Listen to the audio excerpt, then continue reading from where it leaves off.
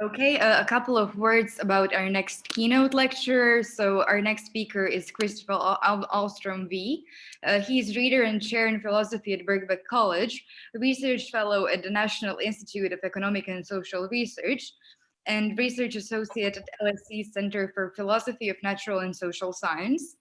He works in social epistemology with a particular interest in the intersection between theories of knowledge, empirical psychology, statistical modeling, and political philosophy. So Kristoffer, the floor is yours. Thanks so much, Hannah, and thanks for the invitation and for organizing this conference.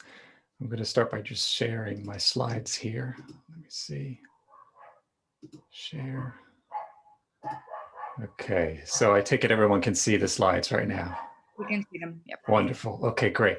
So yes, so as the not particularly exciting title here suggests, I'm going to be talking about political knowledge today, and specifically what I wanted to talk about. Sorry, let me just see if I can minimize you guys over here so I can see my own slides.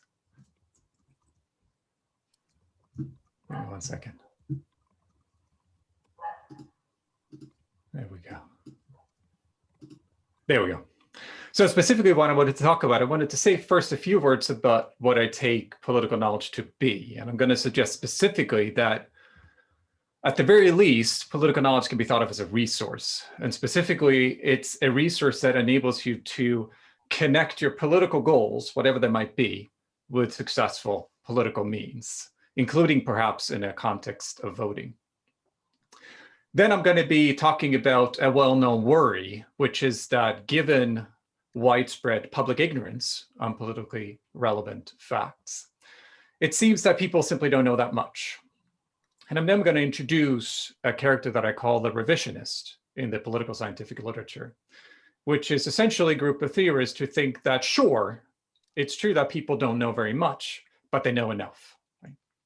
And I'm going to be using this revisionist narrative to essentially derive a normative standard for what it is to know enough. And specifically, that standard is that you know enough if your preferences and maybe the resulting choices from what you prefer would have survived knowing more in a specific sense that I'm going to be talking about. And then I'm going to turn to the question, so against the background of this normative standard, do then people in general know enough? And I'm going to be arguing that given the presence of so-called information effects, and these are basically differences between people's actual reported preferences and the preferences they likely would have had or held under full information in the way that I'm going to spell out. And that such information effects, since they tend to crop up all over the place, that suggests that we often don't know enough in the political domain. So that's my case against the revisionist. And then I'm going to turn finally to a recent and very interesting argument suggesting that, however, whatever epistemic benefits there might be to having more political knowledge, these are likely going to be canceled out because insofar as you're politically knowledgeable, you're also going to be tending to be more dogmatic and potentially even more dogmatic because you're more politically knowledgeable. And what I'm going to be arguing here is that this type of dogmatism that is at work here will likely serve a protective function in epistemically hostile environments, so environments where there are lots of false and misleading beliefs and lies and so forth. And as such, for that protective reason, actually, the relevant form of dogmatism will be epistemically beneficial. So that's the plan. So let's start with what political knowledge is. And as I already said, I'm going to be suggesting that it is a type of resource. And one way to get a sense of what that means is to consider this particular characterization from Della Capini and Keeter in their important book on political knowledge. And what they do here is essentially they give, I think, a helpful gloss on the domain of political knowledge, and to talk about how it involves a general familiarity with the rules of the game, so the institutions and processes of elections and governance, the substance of politics, so the major domestic and international issues of the day, current social and economic conditions, key political initiatives, and so forth. And also peoples and parties, so the promises, performance, and attributes of different candidates, maybe parties and so forth. And according to Delacapini and Keeter, these things are critical to the maintenance of a healthy democracy. So when I say that, I think of political knowledge as a resource. What I have in mind here is that insofar as you are familiar with this domain that is outlined by Delacapini and Keeter here, then having a lot of political knowledge will mean being in a position to navigate the political world. You know how things work. You know how things hang together. And because you're thereby able to navigate the political world, you stand a better chance of connecting your fundamental political goals with successful means. For example, by voting for the candidate or party that is best placed to realize whatever your goals happen to be. So that's a very kind of brief conception of knowledge that I'm going to be working with. And I jump now to a worry that you have. Okay, so this is what political knowledge is. Now, it seems there's a long political scientific literature suggesting that people don't know very much when it comes to politically relevant facts, including exactly the facts outlined by Delacapini and Keeter a moment ago. And there are broadly kind of two takes to this fact. Most people accept the fact that we don't know very much. The question is, what are the implications for democracy of that fact? Now, what I call the traditionalist picture is the straightforward one, that public ignorance of this sort poses a problem for democracy.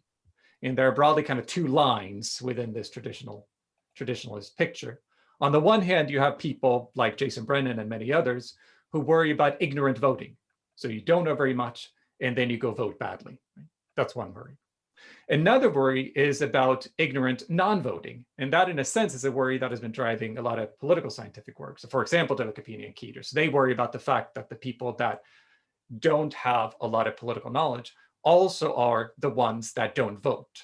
And that in turn tracks certain predictable demographic traits, for example, such that people who are already disenfranchised in a variety of ways or otherwise marginalized, thereby don't engage in the democratic process, and of course, thereby will most likely, the relevant structures will simply be perpetuated. So it's like two worries from the traditionalist picture. Now, what I call the revisionist is the idea that, sure, we don't know very much, but we know enough.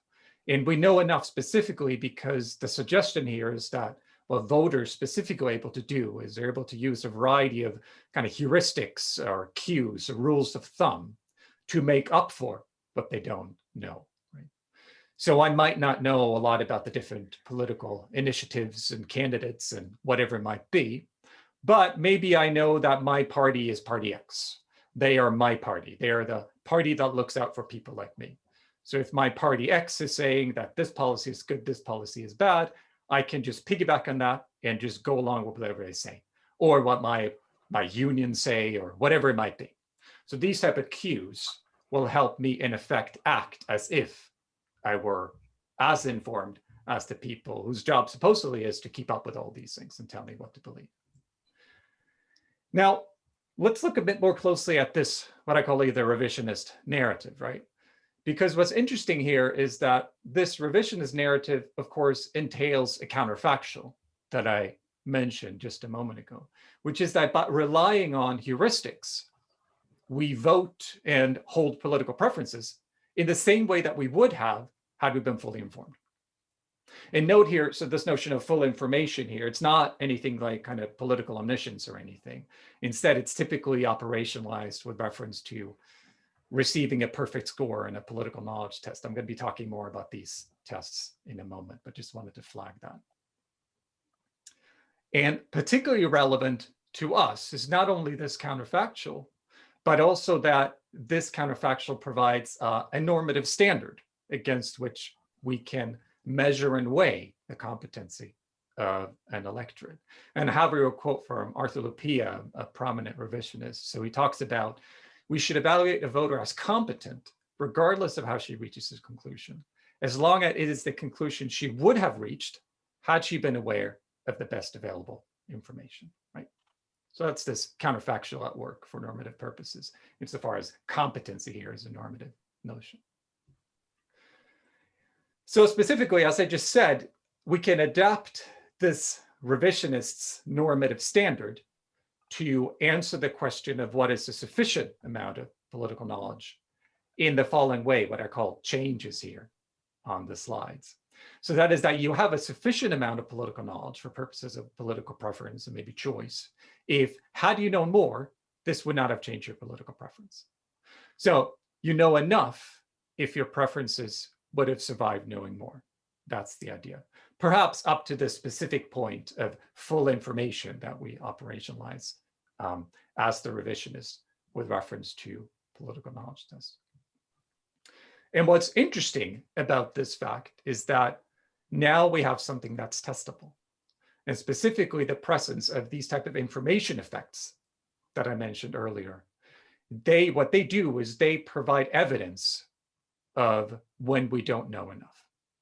So let's look more closely at these information effects. And this goes back to a tradition in political science and social science more generally of what today we would refer to as counterfactual modeling. And specifically, these information effects involve using usually large-scale survey data containing both established measures of people's degree of political knowledge, again, more on this in a moment, as well as their demographic features and socioeconomic features, right? So gender, age, income, and so on and so forth. And then you use this data in a way I'm going to illustrate in a moment to estimate how people would have responded to the relevant questions had they been fully informed. And again, an established methodology in political science. And the idea with information effects is simply that they measure the distance or the difference between people's reported attitudes or reported preferences and the attitudes and preferences they likely would have had under full information. So a word on these knowledge scales, since obviously this type of modeling that I'm referencing here relies crucially on being able to tap into and measure what people know. And this gets back again to work by Della Capini and Keeter, specifically on different types of knowledge scales. And they made a number of, they had a number of findings that are relevant to us here when we think about the plausibility, the feasibility of measuring knowledge. And one fact is that provided that the items that go in the relevant scale concern the kind of broad categories of what government is and does and of political leaders and parties. So again, broadly, the kind of domain that I started out by talking about as knowledge relating to. Scales don't need to be long to be diagnostic. So usually a scale with as few as 5 items will be as diagnostic as one would say 25 or 30. Moreover, these types of scale tend to correlate with independent interviewer ratings about how informed. So this typically, not too long ago, the relevant surveys were often conducted face-to-face. And interviewers were then asked to also give their own rating of how informed the person they were interviewing came across as. So it correlates well with that, and also with a variety of political behaviors that we have independent reason to believe to be related to political knowledge, political participation being the primary one. And finally, since people tend to be generalists about political knowledge, so basically, if you know a lot in one area of politics, you tend to know a lot in other areas as well of politics. And on the other hand, if you don't know a lot in one area, you tend to not know a lot in other areas as well. And because people tend to be generalists in the political domain in this way, then as Della Capini and Keeter writes, researchers developing national and general political knowledge scales need not be overly concerned with a mix of specific topics covered by individual items. So this is all good news insofar as you want to measure political knowledge. They don't need to be terribly long. You don't need tons of questions. They seem to be diagnostic of the right thing. And you don't have to worry too much about the specific questions that you include in your scale. So let's get back to the revisionist here, because I mentioned that information effects open up for the possibility, in relation to this normative standard that I introduced, that you can test the revisionist narrative. And here is political scientist Henrik Oskarsson giving a helpful gloss on the specific relationship between information effects in this revisionist narrative. So he writes, if the popular revisionist view of low information rationality through the use of heuristics is correct, that most uninformed voters most of the time make the same voting choices as they would have had they been fully informed, we would not expect any significant information effects, and certainly not any important changes in the aggregate outcome of elections. More knowledgeable voters would not differ from less knowledgeable in political preference or behavior, since the use of heuristics would be a successful compensatory strategy. Now, as it happens, there is by now, over the past 20 to 30 years or so, a fairly large literature suggesting that there are non-trivial information effects across a wide range of geographical contexts and electorates. And in terms of size, and this will be helpful for relating it back to when we look at an illustration in a moment, had electorates been fully informed, the outcome of elections usually would have shifted by about 2 to 4 percentage points, with occasional shifts in the double digits. So in other words, many of us likely would have voted differently and held different preferences had we been fully informed, but otherwise, crucially, been identical across measured covariates, such as age, gender, income, and so forth. And this, of course, is contrary to the revisionist narrative, as just noted by Oskarsson. So this isn't good news for the revisionist. But I just wanted to illustrate here, to make it a bit more concrete, how this would work in practice. So let's model how the UK's 2016 referendum on EU membership would have played out had the electorate been fully informed. And what we'll do is we'll use wave 15, so this is from March 2019, of the British Election Study panel survey, which has a nice big sample included in it. And it also, crucially for our purposes, contains 6 knowledge items, and it's the following, right? And these are questions that have been around for a while, and they tend to have the type of properties that we want. So it's a question about when polling stations close, who can stand for parliament, whether only taxpayers can vote in general election, specific questions about the position of Liberal Democrats on proportional representation, and so forth.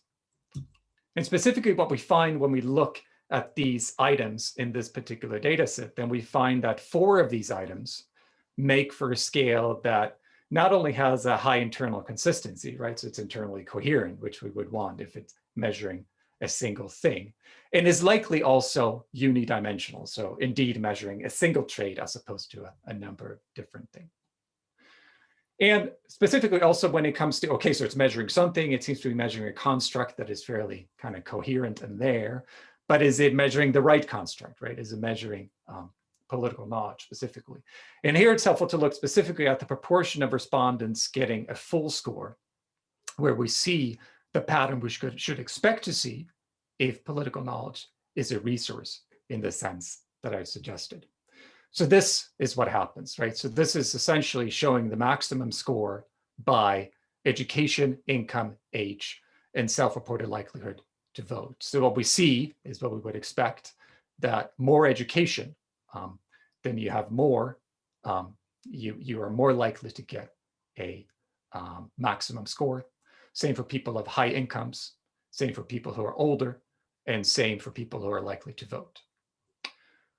So what do we do then in order to model an informed outcome of this election, rather referendum? Well, what we start by doing is we fit a regression model to the data in order to reveal specifically the relationship between knowledge, demographics, including socioeconomics, and reported vote, focusing on Remain and Leave in particular. It doesn't really change things if we throw in non-voting as well. So I'm going to stick with the simple binary case here. And what we then do is we fit that model to get a handle on that relationship. And then what we do is we increase in our data the knowledge variable to the maximum for each respondent. And then we ask the model that we fitted to, in effect, predict the probability that this electorate, which is exactly like the original electorate in the sample, but everyone is now fully informed. The probability for each person of voting remain, if fully informed in this sense, but again, otherwise exactly the way they are across the relevant demographics. And then we simply compare the actual proportion in the sample to the counterfactual one, the counterfactual fully informed proportion. And of course, by looking at the difference between those two, we then get the information effect.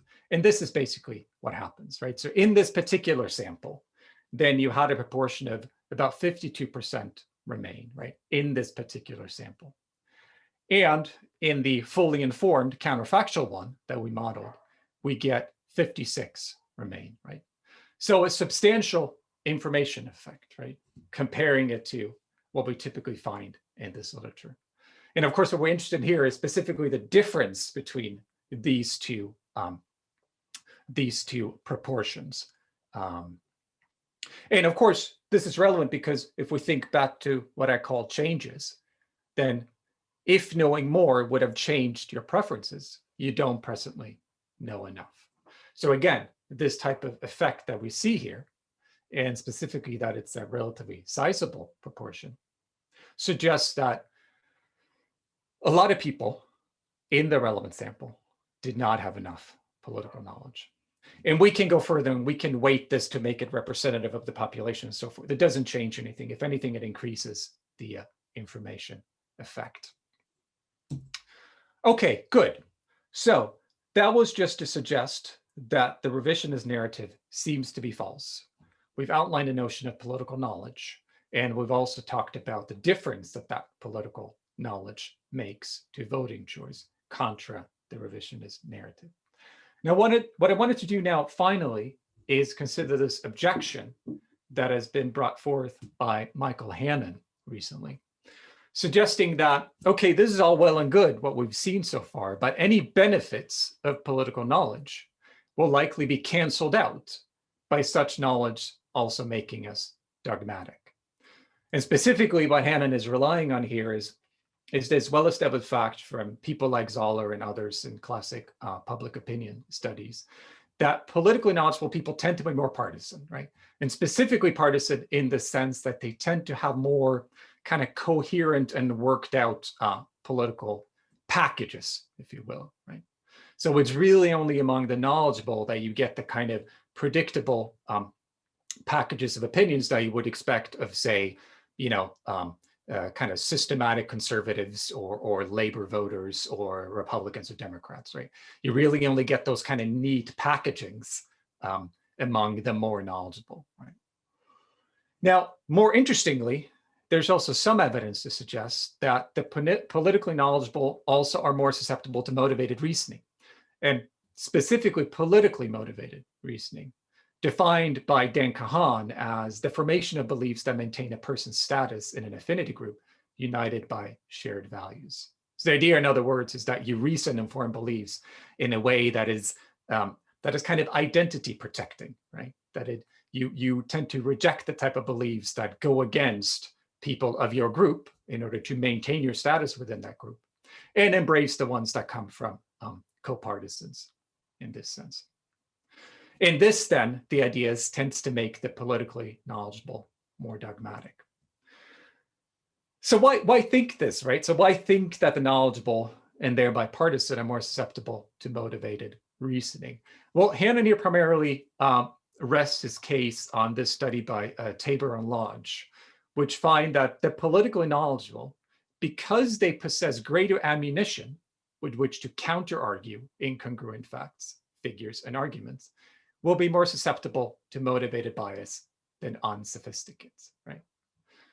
So in other words, to the extent that you're politically knowledgeable, you're simply going to be better at knocking down all the arguments that you don't like, irrespective of whether they're great arguments, but not irrespective of where they're coming from. So when they're coming from co-partisans, that's fine, you're happy to let that in. If it's not coming from co-partisans, then you have plenty of material with which you can get rid of those arguments. And specifically then, what this means is that the politically knowledgeable will be highly dogmatic with respect to anyone who's not a co-partisan. In the extreme case, they will be happy to take on board anything that comes from co-partisans and reject anything that doesn't come from co-partisans. So that's the idea. So what I wanted to look at now was, is it always a bad thing to be dogmatic in this sense, right? And specifically, is it always a bad thing from an epistemic point of view not to want to engage with the perspectives of those with whom one disagrees? And this, of course, is going to depend on the context. So, for example, I've argued in some previous work that blindly deferring to others, so in a sense being completely gullible, so the polar opposite of dogmatism, might be a virtue if one is surrounded by knowledgeable sources. And similarly, Heather Battley has argued that dogmatically refusing to engage with others might be a virtue if one is surrounded by people who are ignorant. So this is just to kind of soften up any intuitions that you might have that dogmatism is necessarily epistemically bad. Might be or might not be, depends on the context. And I think specifically here, when it comes to kind of mapping out these kind of implications that are context dependent, it's helpful to use simulations. So what I'm going to be doing now is I'm going to be looking in more detail at this type of dogmatism in a partisan context through a simulation study. And specifically, what I will do is the following, that we're going to be assuming that we have 500 epistemic agents, and that each of them have a partisan affiliation. And there are two types of affiliations you can have, let's call them green and blue. And these are assigned to these agents randomly. So you have the Green Party, you have the Blue Party. And then each agent encounters 100 pieces of information in sequence. And some of these are true, and some of these are false. And the true ones we code as 1, and the false one we code as -1. And then we simply quantify the sum of information as what's taken on board at the end of the relevant sequence. And that represents then what you've learned as an individual agent at the end of the process. So say if you take on board 100 true pieces of information, then the sum of information will be 100. If you take on board 100 false one, you come out at a -100. Right? Now, importantly, each piece of information here is also tagged or queued as originating from one of the two partisan groups. So each piece of information, in a sense, is either green or blue. And you can think of this as the person who is communicating the relevant information to the agent. They're either representatives of green or blue. And then finally, agents are designated as high or low knowledge randomly. And crucially, the only difference between high and low knowledge agents in this simulation is that low knowledge agents take on board all information they come across, right? While high knowledge agents only take on board information from co-partisans. So in other words, high knowledge agents, what set them apart is that they're maximally dogmatic. If there's a piece of information that comes by them that comes from the opposite party, they're not going to take it on board, irrespective of whether it's true or false.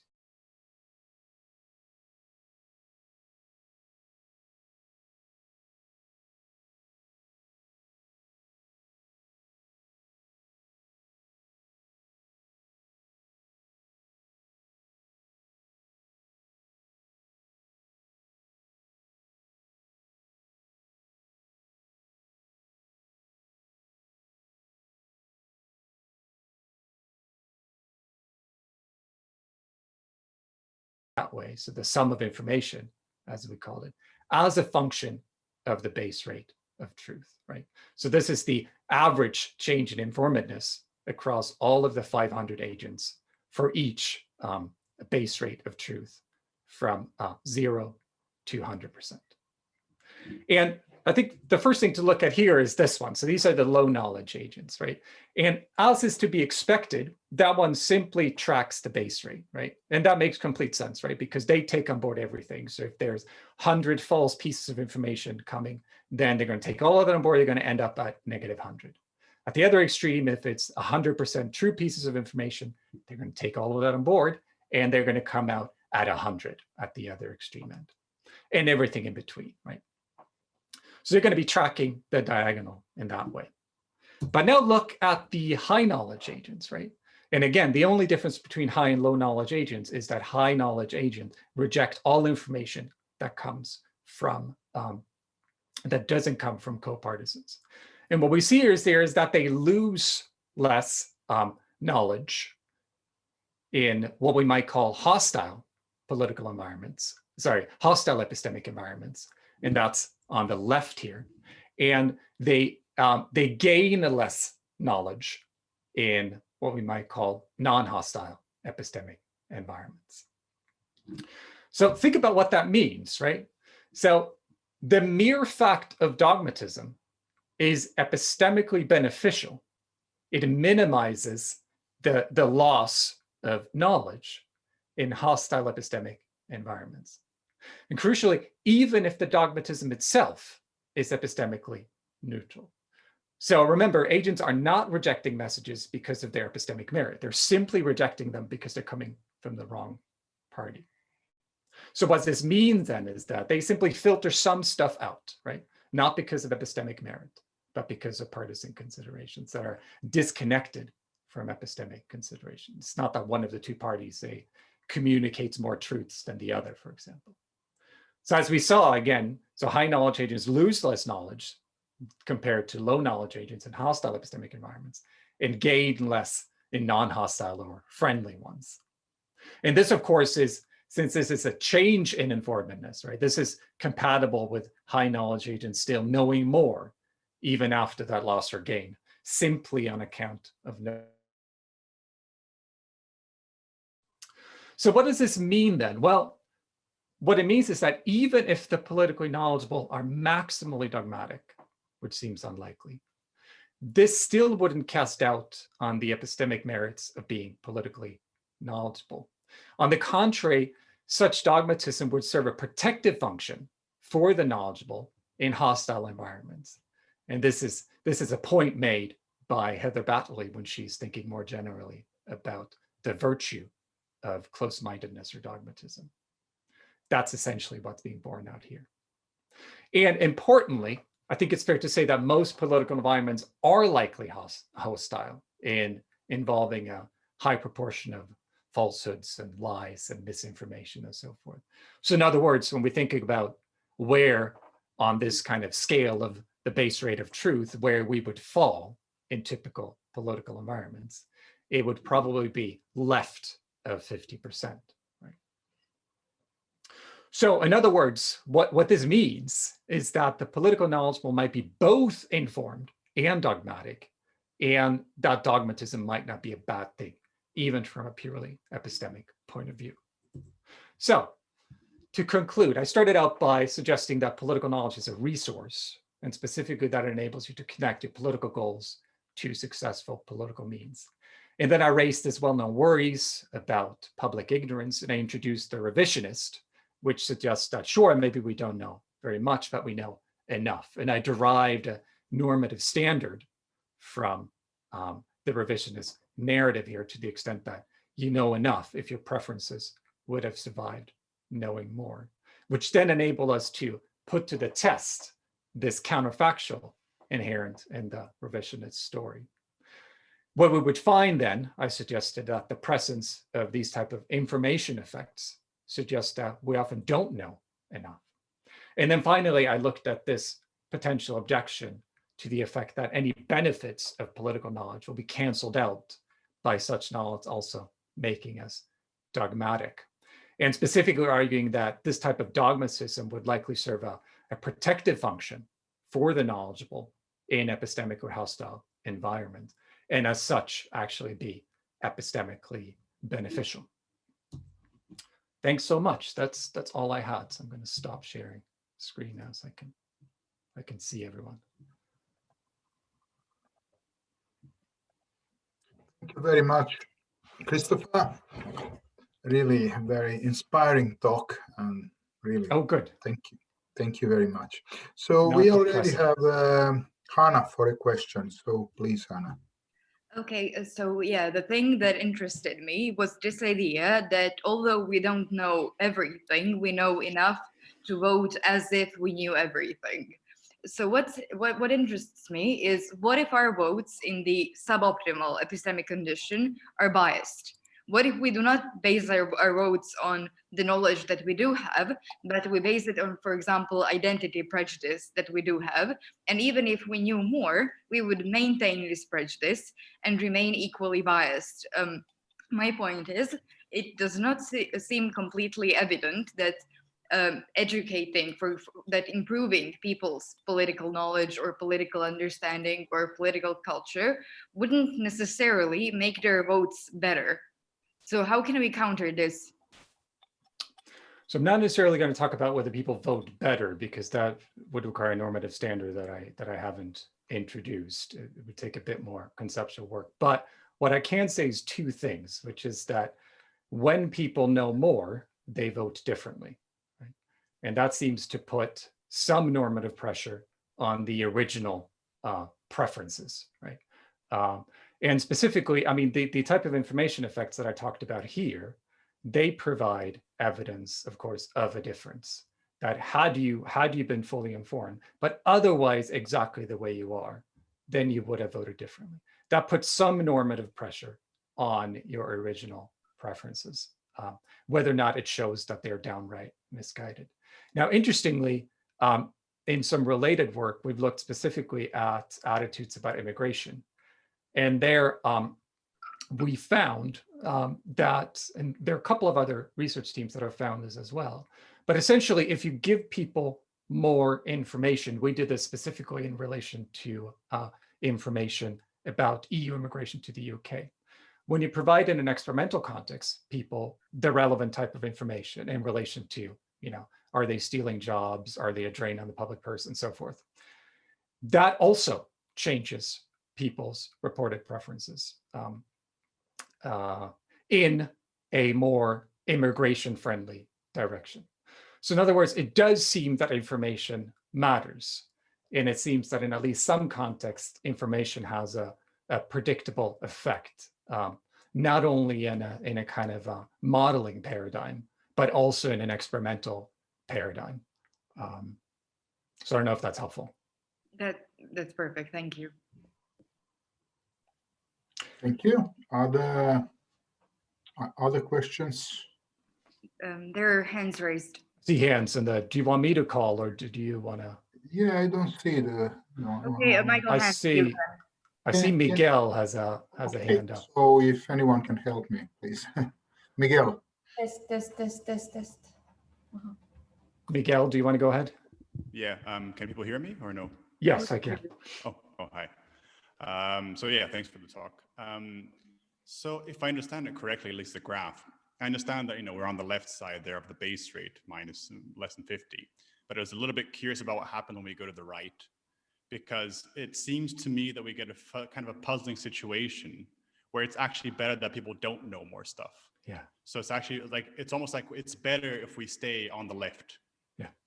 Is that correct? Well, yes, that's right. I mean, this raises interesting social epistemological questions that get to some other work that I've done. So essentially, in a sense, it would be, here's one nice situation we could be in, right? Everyone just walks around speaking the truth, right? No one is mistaken, no one is lying, no one is anything. What's the best strategy in that situation when it comes to deciding whether or not you could take something on board? Well, you should have one simple strategy, just take everything on board, right? So you should be completely, what we might say, gullible, right? Or as I've called it in some other work, you should just blindly defer, right? In that type of situation on purely kind of consequentialist grounds. Because what might happen, of course, is if you don't do that, you might mess some things up. You might reject some true stuff. And that's exactly what's happening on that right side of the graph, right? So there you don't have people trying to kind of monitor agents for trustworthiness, but you simply have people rejecting stuff for pure partisan reasons, right? Yeah. And this likely wouldn't be a good idea if we found ourselves on that side of the graph. So it's an interesting kind of empirical questions where we should think of ourselves as falling on that graph. Right. The only other kind of qualification we should make is the one I made briefly about it's possible that even if the politically knowledgeable gain less in friendly environments, they might still know more just because they start from a higher level, right? So Yeah, they lose a bit, and they lose more relative to someone who is uninformed, but they're still going to come out epistemically better. But yeah, it just raises a really quick question. I promise to be brief. It's just, you introduce the whole idea of, you know enough if you wouldn't change. But then does that stop applying when you go above the 50? It seems to me like you would have to, right? That doesn't seem like anymore like a good metric. That you know what, say that again. Yeah, so because you have the kind of like shorthand, you know enough when you wouldn't change, right? Well, your preferences wouldn't change, not your level of knowledge, right? Yeah. So it's quite, yeah. Would that still apply for the above 50? Because it seems more tricky to me then.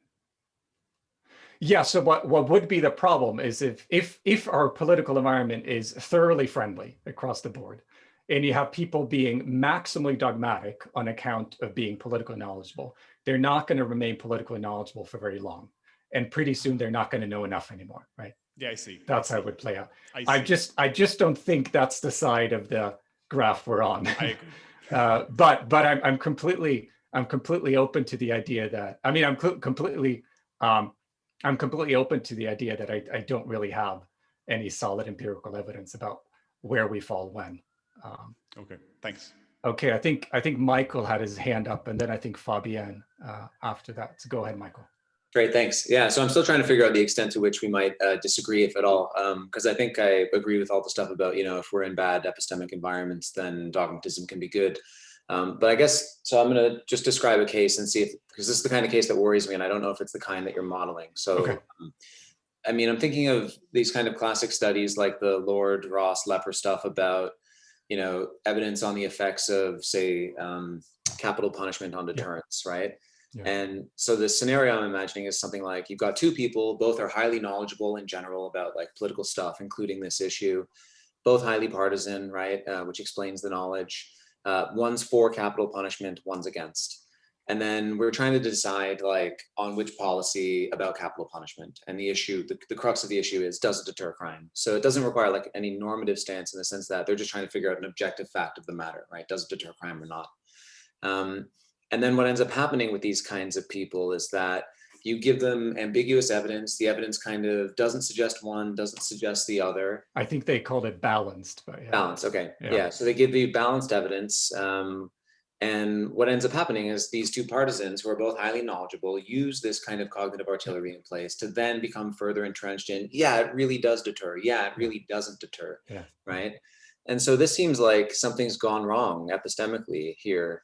And I guess these are the kinds of cases that worry me. And I wonder how they sort of fit with the model that you're proposing. Because these are sort of what I had in mind when I was thinking. Yeah. No, that's exactly the phenomenon I'm trying to model. And then the question I'm trying to ask is, so say that it is this bad, right? And say that it is this bad because people are knowledgeable, which is what's being modeled. What's the kind of net bad of that, right? Does it follow that we should all panic? And all I'm trying to say is that it depends a bit on the context, right? I'm not necessarily saying we should promote dogmatism, right? But I'm trying to answer the question. Let's assume these premises, right? Let's assume Hannon's premises in this paper, right? Does it follow that we should now worry about promoting political knowledge, that we should care less about political knowledge? Is that kind of tainted in some way? And all I'm trying to suggest is that, well, not necessarily, right? Which is compatible with thinking that maybe what we should be doing is that we should see too that people are less dogmatic and that environments are more friendly, which to be honest, I think that's what we should be aiming for. We should be aiming to have social epistemic situations that are more like that on the right, so that people have to do less work epistemically and ideally should be less dogmatic, something like that. Okay, great. So that might still in some way be kind of epistemically better, but my question is more the kind of time slice question about it. Let's assume that we're here. Are we screwed, right? All right, okay. Yeah. And my point is that, well, maybe not, right? Maybe under certain circumstances, it's actually actually serves a beneficial function. All right, cool, thanks. Fabienne, go ahead. Thank you, and thank you, Chris. I really enjoyed your paper. I had a question which follows up nicely, I think, from what Michael was saying, how your recommendations square with that political science literature that you cited at the beginning, which points out that the information and knowledge poor tend not to vote, and that leads to the entrenchment of some biased views in politics overall. So I was wondering whether the issue here is this, or how to square it, is what you're focusing on is how to protect the knowledge of those who have it. But then there's a separate question, well, what do we do about those epistemic gaps, which relates to the lives of all those who perhaps are marginalized and excluded from the political process, right? And that might then put a counterweight to the desirability of dogmatism, because there's a lot to learn, right? Great question. Maybe it depends on what you're dogmatic about, right? So one thing that is generally the case. So there are some kind of general trends in information effects, and generally people that are more politically informed tend to be broadly more progressive along political dimensions. So that would suggest that the people that are being epistemically protected by dogmatism, they are being dogmatic about policies that would potentially be trying to do something about the type of injustices that might be directly or indirectly disenfranchise some people, and hopefully in the longer term would ameliorate those injustices and lead to greater political participation that is driven not by political participation for its own sake, but the type of political participation that is driven by knowing more, basically being more informed about what political actions make sense given where you want to go, which would also then reduce the kind of the probability of the type of political action that is counterproductive to the kind of stuff that you fundamentally are trying to achieve. So I think I don't think there is a kind of conflict between those things. Okay, thank you. Thanks, Fabian. Let me see. I don't see. Are we supposed to go on for 8 more minutes? Is that Andre, go ahead. Thank you very much. A very brief question.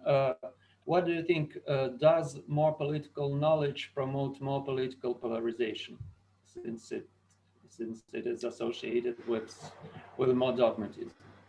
Yeah, it's a good question. I mean, the short answer is I don't really know. I mean, I think if you take at face value some of the stuff I talked about towards the end, then yeah, that could certainly that would certainly suggest that political knowledge would lead to greater polarization, where each pole then would be kind of reinforced by dogmatism. And then the question I was trying to raise was, in a sense, kind of let's take that for granted. Let's take for granted that narrative. I don't think it's ironclad narrative, but let's say that it's true. What follows from it? And that's where I argue that it's not clear that what you might think follow from it, which is that you have reason to be that there is going to be something kind of necessarily problematic about, for example, trying to increase people's political knowledge. I don't think that follows, right? I think it's more complicated than that, as I try to illustrate with reference to how it depends on the context.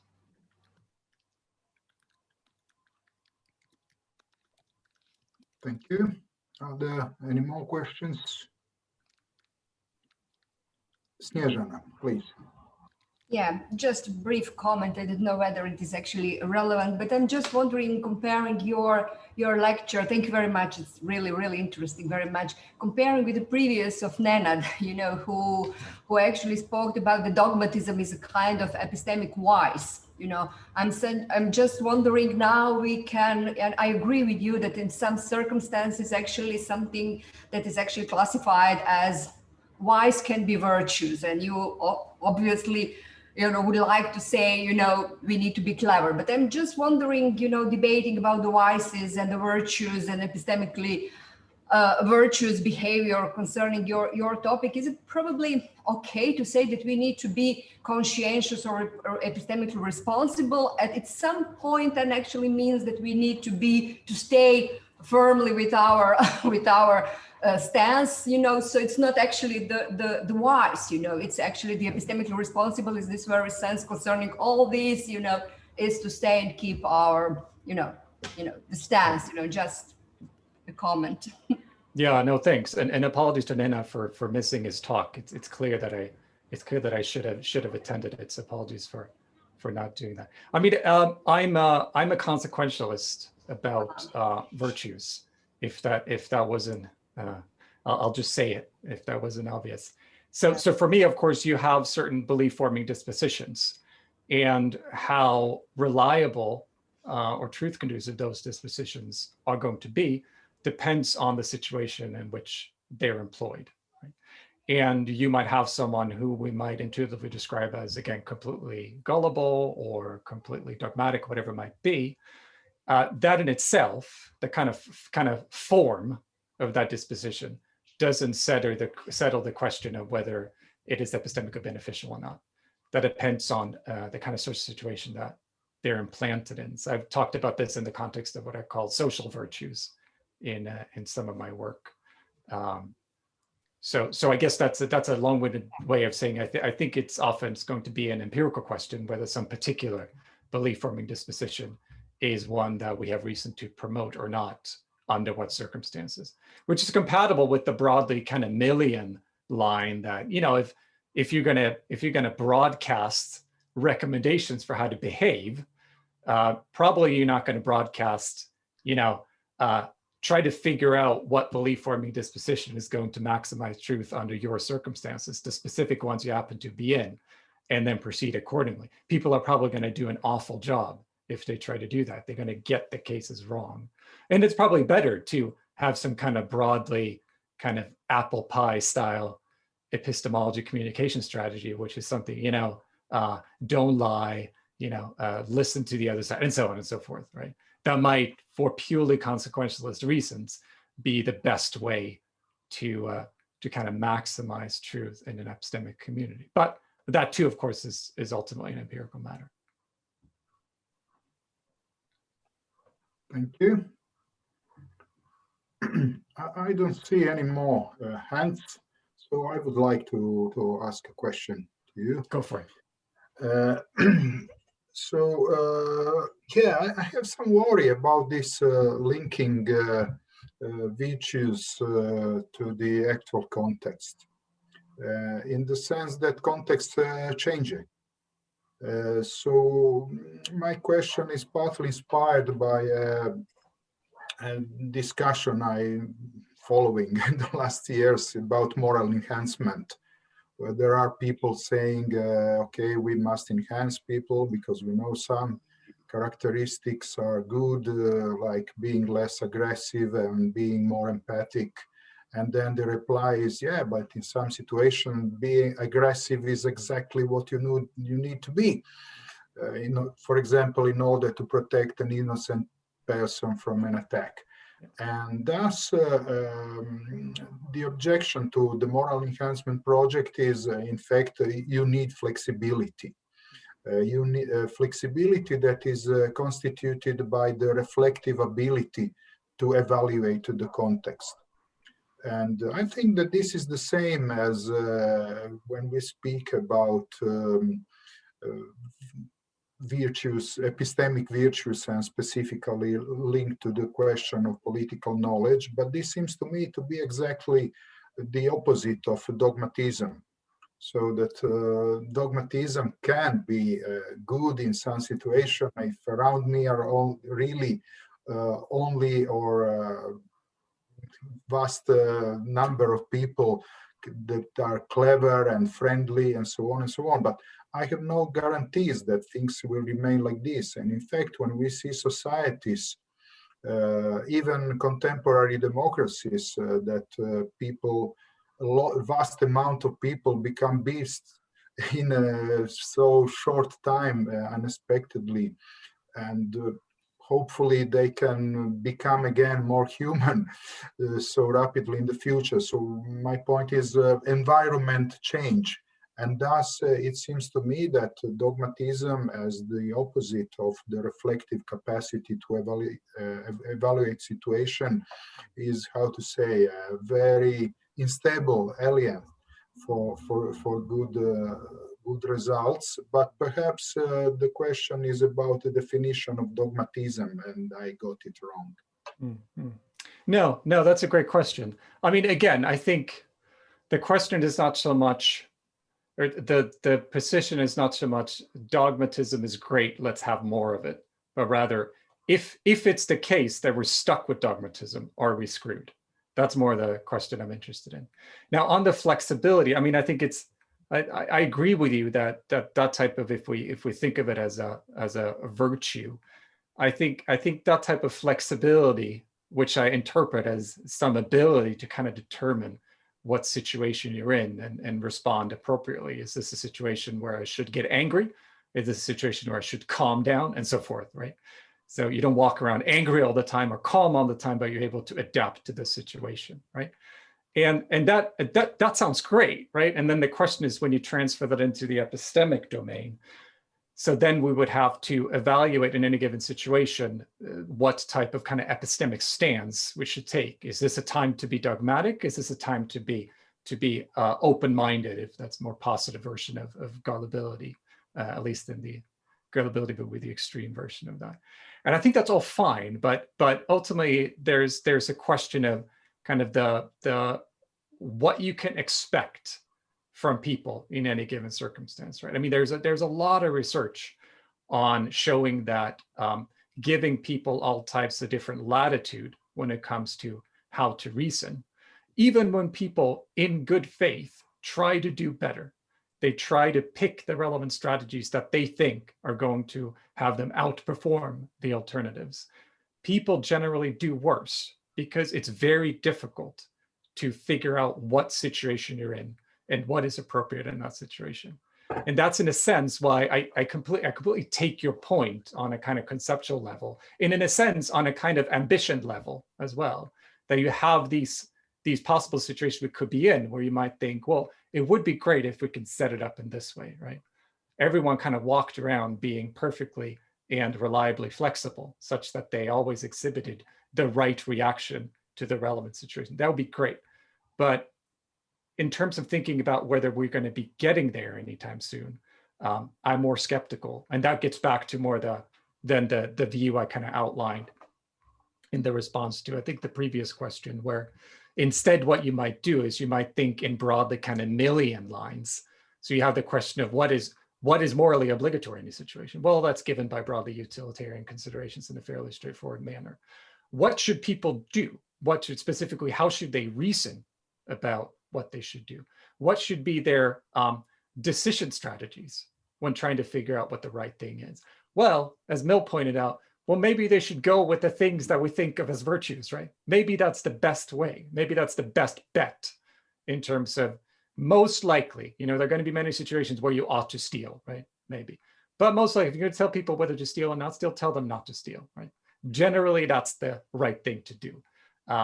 And so forth. Don't overreact, whatever it might be, right? So you can think of those kind of more broad, in a sense, heuristics that you might even want to inculcate as kind of intrinsically valuable virtues, as Mill would suggest. That it's good that people think that these are almost objective duties, right, irrespective of situation, because then they're not going to mess up by trying to improvise in any given situation and pick a strategy that's actually going to land them worse off. So anyway, I don't expect you're sold on that idea, but maybe it makes it clear where I'm coming from, at least.